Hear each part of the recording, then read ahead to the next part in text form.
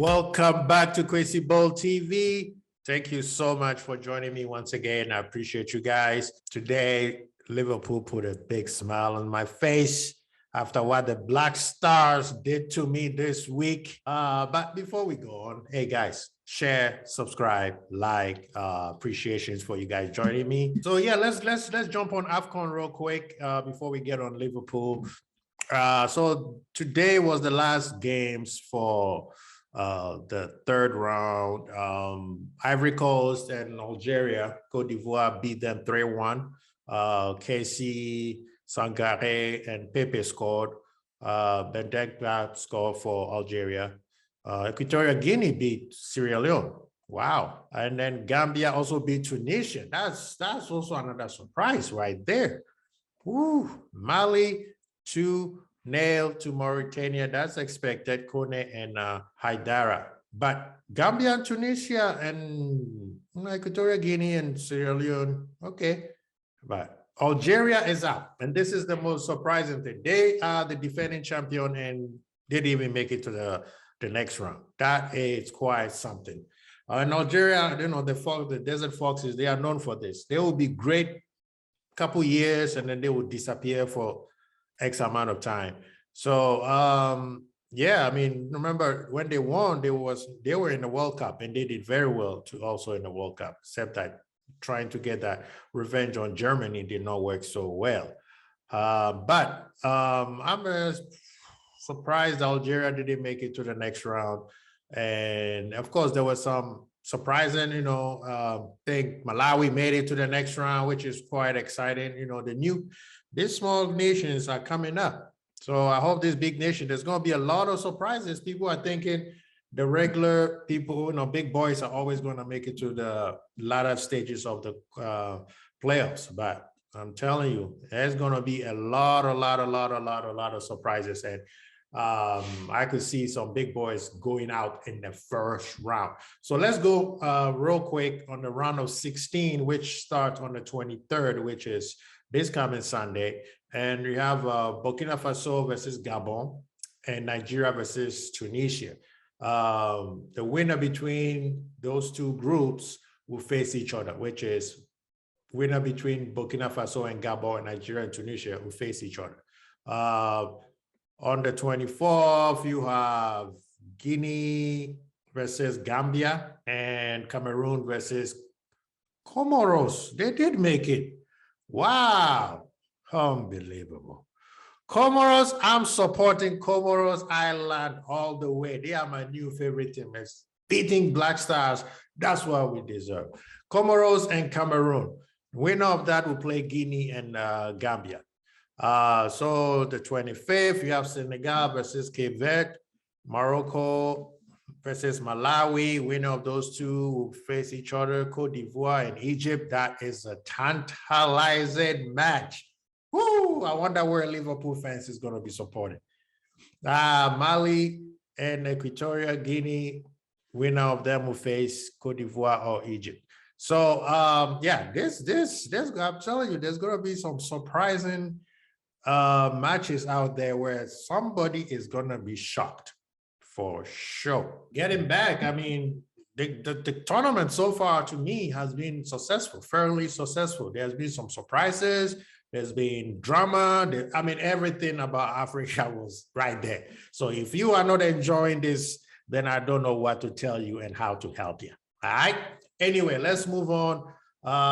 Let's talk about the Carabao Cup, Arsenal versus Liverpool. The match started as Arsenal, they started off well for about 15 minutes. I saw their pressure. We saw what they were trying to do. It looked like we were under pressure. I think we were not literally worried. The problem with that was our passing was very horrible. Matip was two times that he got caught up either trying to dribble or trying to pass. And also, okay, Gordon, I'll give him a pass because that man, you know, 17-year-old kid, he got the ball instead of passing, he tried to dribble and we got caught in the middle, and that started the pressure actually. We were under pressure, corner kicks for quite about 5 to 7 minutes. But after that, we settled down, we calmed down our nerves, and then the flow started coming up. You could tell that we had a plan, we had an agenda, we knew exactly what we were there for. Curtis, it took him a while for him to take over the midfield because that's why we started him. And I think Curtis, he needs to be consistent. Because otherwise he's just gonna be coming off the bench and he's not going to progress. And if you keep coming off the bench, somebody's going to be good to the point where like someone like Genie who never gets injured and you're not going to get a chance to play. So I'm very worried about him. He's a talented player, but his consistency is so little that, I mean, Elliott has jumped over him. When Thiago comes in, he jumps over him. When Naby comes in, he jumps over him. So yeah, I need to see more, especially when we're giving you this chance where there's nobody out there, it's just you. You need to take that chance with the vice grip and don't let it go from Jump Street. I'm not saying he played bad, but personally, I feel like he should have played a little bit better because our best midfielder was our right back. But the match, after we settled down and we started passing the ball. Now we had them under pressure. We handled the ball is moving smoothly, it's moving with a better pace. It's more control. We're not hurrying. They come in with the pressure. We still move the ball around them, which was very good to see because a lot of people were worried because we lost Naby, we lost Thiago, Salah and Mane are gone. They thought that it was going to be a problem, but I'm glad that Klopp, being the great manager that he is, figure a way out of this because a lot of people can't. They will suffer until their players will come back. Hence, Arteta, all of a sudden, now all his squad is healthy and they are there to play. You bring then a beautiful pass from Matip to Bobby. And you know how Bobby one flick straight to Trent. The right back was already in the middle of the field. Pass to Jota. Jota has the ball, dribble past their defenders, and he scuffed. The shot was literally like a slice shot, but the goalie was going the other way. So his body, and it was beautiful because it doesn't matter what he did. If he tried too hard, he would have broken his ribs. So that put us in 1 goal up. We knew they were going to come hard at us, but guess what? When we got the ball, we controlled it. And this performance, the first half performance was better than the Brentford. Right? Even though Brentford, we played very well today, I feel like we move into another level of professional performance where the players, today we pressed. Brentford, we did it, but the press was very methodical. It was for purpose. We pressed for them to kick the ball deep so our guys, Matip and DVD, they talk, so they'll win the ball. They try to target Trent. Trent was so solid today. Just one time where I could say he got tested and say, okay, I see what you're doing, Martinelli. And then after that, done. And the good thing that I like about how Trent played defense was it's not his defensive part, it's his communications that made him solid today because he had Gordon coming back. He was talking to Henderson and making sure that Matip was on the right place because he knew he's going to be out of position quite a bit. So because of that, Martinelli didn't do much. Yeah, he was look fancy. He looked like he's a problem. He's a dribbler. The guy that knows how to dribble, And in hurry, at one point he almost blew past Virgil, and then Flacco came in. On the other side, Braveheart Robo just locked up Saka in. It looked like Saka wasn't there. The player that I didn't even know was playing until like the 25th minute was what's his name? Rowe. I was surprised. I'm like, wait a minute, is he still injured? Because they were talking about he'll be back. Brother did not even touch the ball. I like that kid, but I think in Arsenal they're gonna destroy his talent. I'm sorry. That kid is, he is way too good to be in Arsenal right now. I know he's getting a lot of games, but a lot of times getting a lot of games without the plan could stifle up your progress.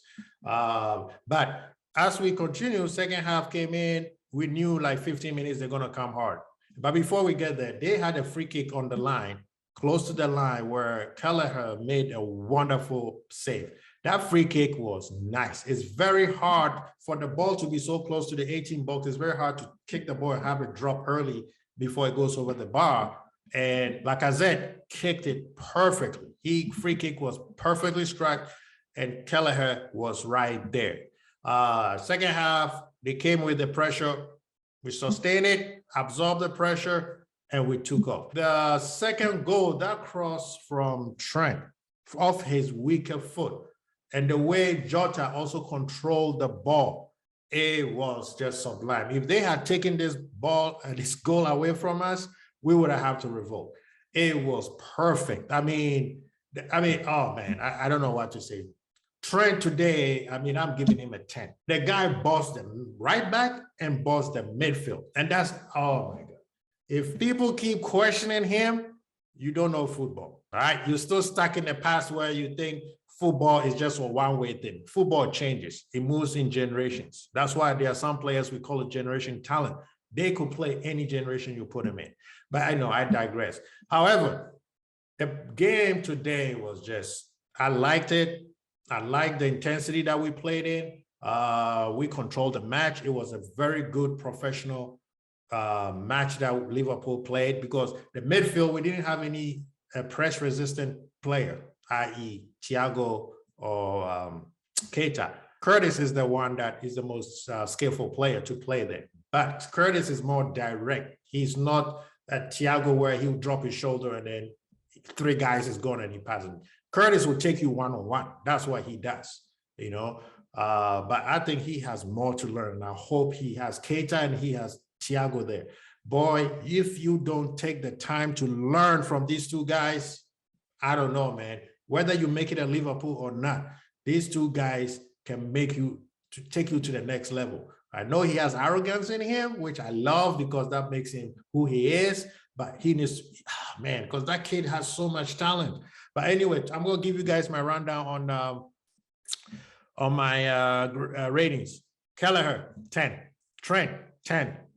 Matip, he played 45. I'll give him a 5. He was misplacing the ball. Konate, I'll give him a 7.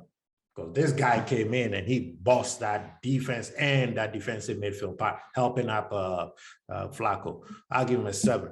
Virgil, 8. What's the name? Robo, 8. Hendo, 7. Flacco, 8. Curtis, 7. Gordon, I'm going to give Gordon 7. For a kid to come in like that in this high-pressure game, he did very well, especially on the defensive side. His offense, and he missed that chance. But, you know, 17-year-old kid, what can you do? Bobby, I'm going to give Bobby an 8 or close to a 9, but I'll give him an 8. And then on the left side, Jota gets a 9. Man of the match for me was, who else? The man was just sublime today. He played better midfield. Our right back played better midfield than their entire midfielders. And before I leave, Partey, oh my God, when I saw you sitting on the bench, man, I wanted to kick you. Oh, uselessness. You brought that uselessness to get a red card also. I don't care about the red card. Right now, Black Star players, I don't see them at all. I do not see them at all. And I know we're going to see Jordan on Sunday at Hurst Park. But anyway, guys, thank you so much. I'm glad Liverpool is going to Wembley, Anfield South. That's what we call it. We're going to face Chelsea.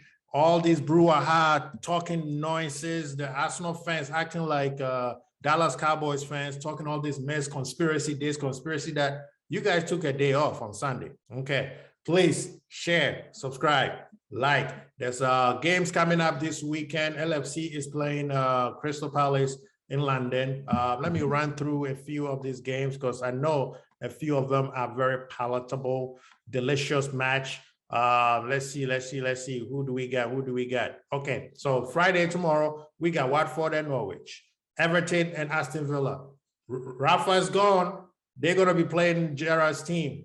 There's some bad blood in there. Brentford Wolves, that's going to be a nice game. Leeds and Newcastle, nice game. They got a few players out there in Newcastle. Man U and West Ham, my week would be perfect if my West Ham can put a foot into these people. They win one game, all of a sudden they think they're back. You guys don't learn. Arsenal fans and Man U fans, you guys are starting to be very, very together right now. Southampton and City. Please, Southampton, please. We don't need a win. Just put a draw, okay? Arsenal got Burnley. Burnley can surprise them at the Emirates. Crystal Palace, Liverpool, Leicester, Brighton. I see Brighton winning this game. And Chelsea, Spurs. This is a bad blood match. It's going to be so fun to watch that one. Anyway, guys, thank you again. Share, subscribe, like. Peace.